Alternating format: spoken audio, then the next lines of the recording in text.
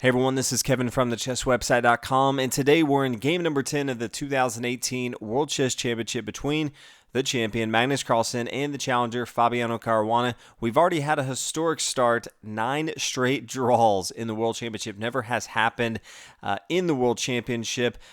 There's only 3 games left. Fabiano has the white pieces both today and in game number 12. If we have a tie in points after game 12, we will get some bonus chess in a form of rapid and blitz.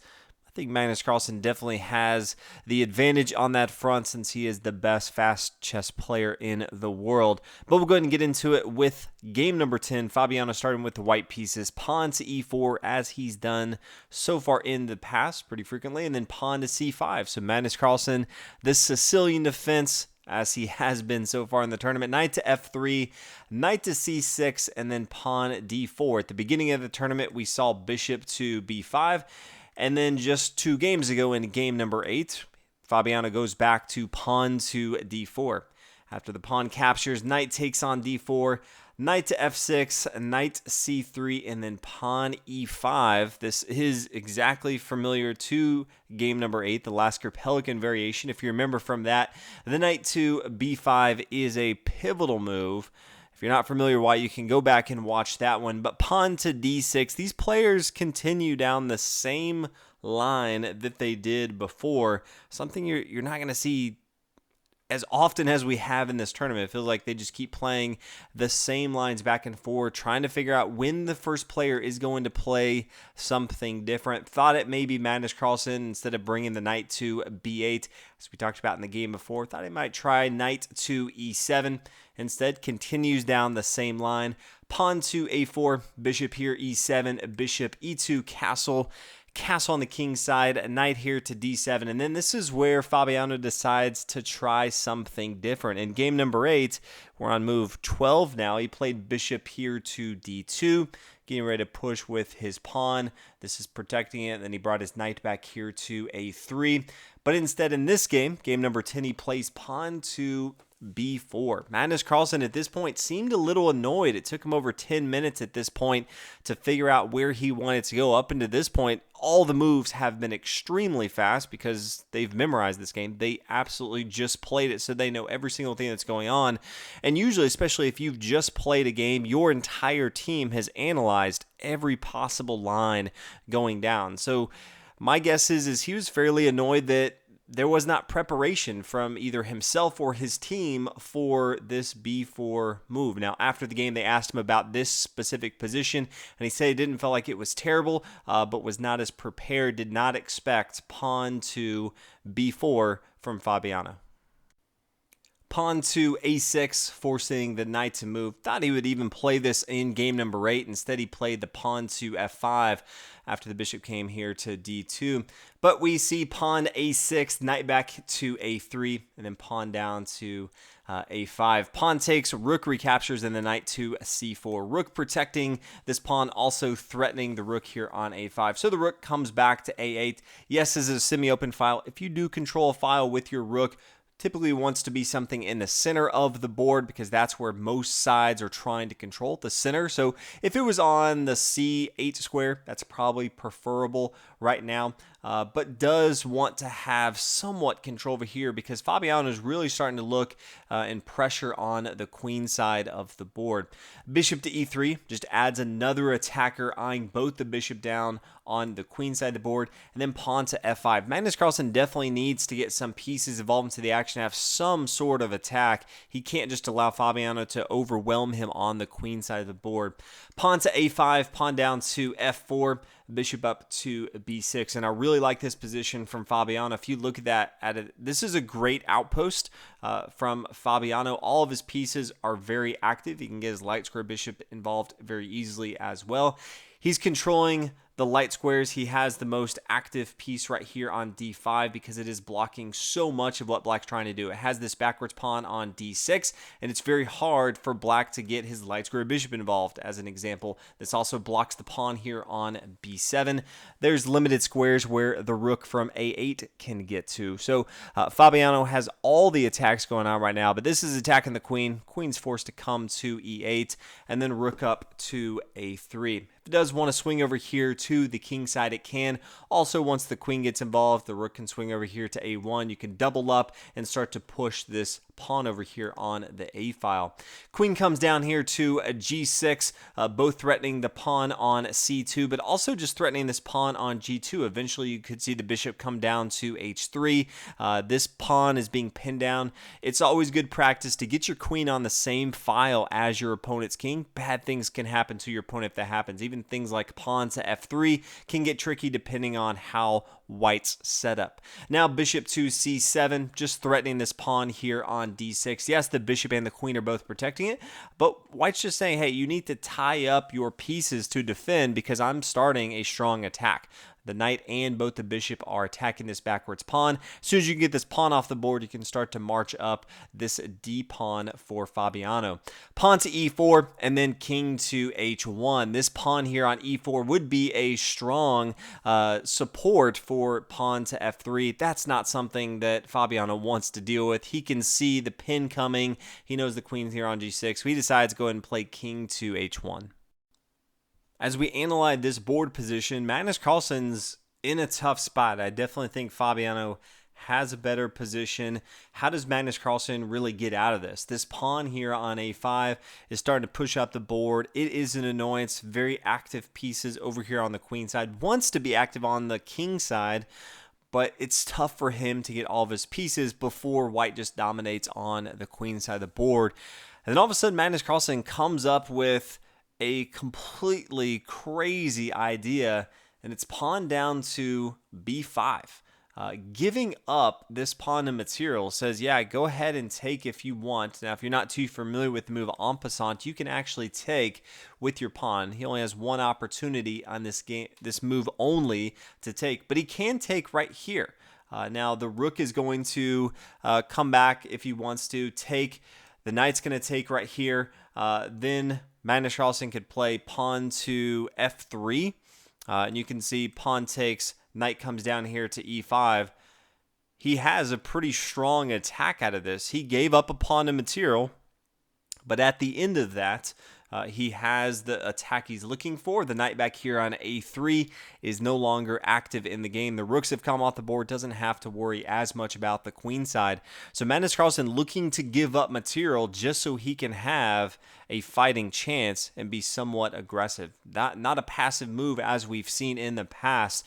Now, Fabiano took about 14 minutes on this move. You look at this and you're just not really sure how to respond. You almost feel like there's got to be something else going on. Maybe if I take this pawn, bad things happen. So at the end of it, he decides not to take it. Instead, he plays knight up here to b6. Now the knight takes, the bishop takes here on b6, and then queen to g5.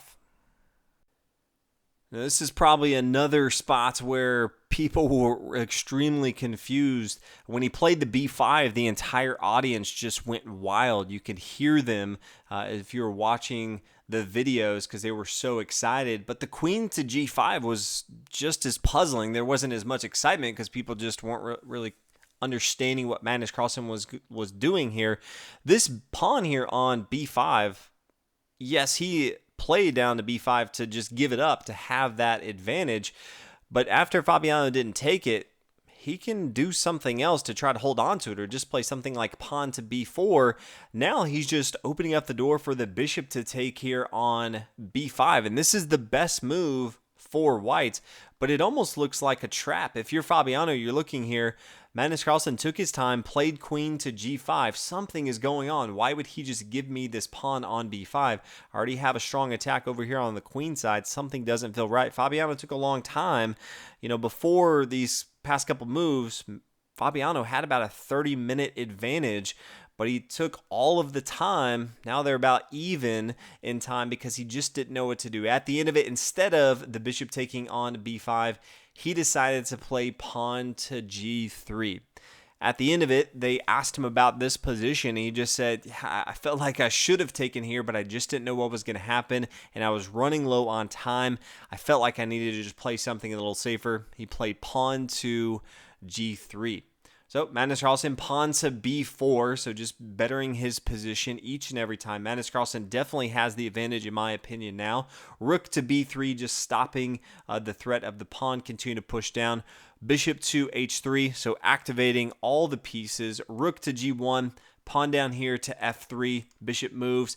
Bishop takes on f1, queen takes, and then queen over here to d5, just centralizing and taking that material here on d5. Yes, does give up the pawn on b4, but he was looking to give up that pawn a long time ago. Now he has the two central pawns. He has a very active position. You can see his opponent here, rook on g1 and queen on f1, is not exactly how Fabiano drew this up, especially with the king in the corner, and it's really tied down. Can't do much. The pawn here on f3 with a solid pawn structure here. I really like this position for Magnus Carlsen. I think he's navigated very, very well. He put a bluff out there. His opponent did not call him. Now it's just a matter of execution for Magnus Carlsen. Queen moves back to e6, rook up to b5, and then bishop to d8. And this is a position where I felt like Magnus Carlsen just, for some reason, did not want to go for it. And it's pretty disappointing to see. There's no reason to give up your dark square bishop. If you have the advantage in the game, you don't want to start trading down unless you have some massive material advantage, but both sides are equal in material. There's no reason in this position to say, yeah, I'll just go ahead and let's just trade off our bishops. Play something else. Play rook to c8. Start to attack some material. Have your opponent respond to that. Queen to b1. Have him tie up all of his pieces to defending. Rook down to c4. This is both defending your pawn here. It can't be chased off by the dark square bishop. And, hey, this is going to give you a better fighting chance. Instead, he plays, in my opinion, a very disappointing bishop to d8. Queen here to e1, and then we see the exchange on b6. Pawn takes here on b6. Now there's a pass pawn for Fabiano. Rook to b8, just stopping that threat. Queen to e3, protecting the pawn. Queen down to c4, attacking the pawn right here as well as attacking the rook. Rook swings back to b2, just defending both itself as well as this pawn here on c2. Rook to b7, opening up for the rook to swing back to b8, just double barreling right there. Rook to d1, just getting involved into the center. Really just been hanging out here on g1, not doing too much. Now it's attacking this backward pawn here on d6. And then queen to e2, another disappointing move. Just says, hey, let's go ahead and trade off material. Rook to e1. We do see an exchange right here. Pawn to d5, pawn up here to h4. But this is an endgame. It's so difficult for either of these players to win. They're so equally matched. The double rook endgame with the same amount of pawns, and neither of the king is really involved in the game so far. It's going to be very difficult right here to get anything but a draw. King to f7, you can see the king start to get involved into the game, and then rook up here to a6. There is one position that we get to where, it's interesting here as far as how Magnus wants to continue. If he brings his king to d4, this is tricky because he's now opening up the door for Fabiano to run over on the king side of the board. If he doesn't, he's pretty much admitting that this is a drawn game. So Magnus Carlsen does fight a little bit longer. He plays king here to d4, but then rook to b5, stops that.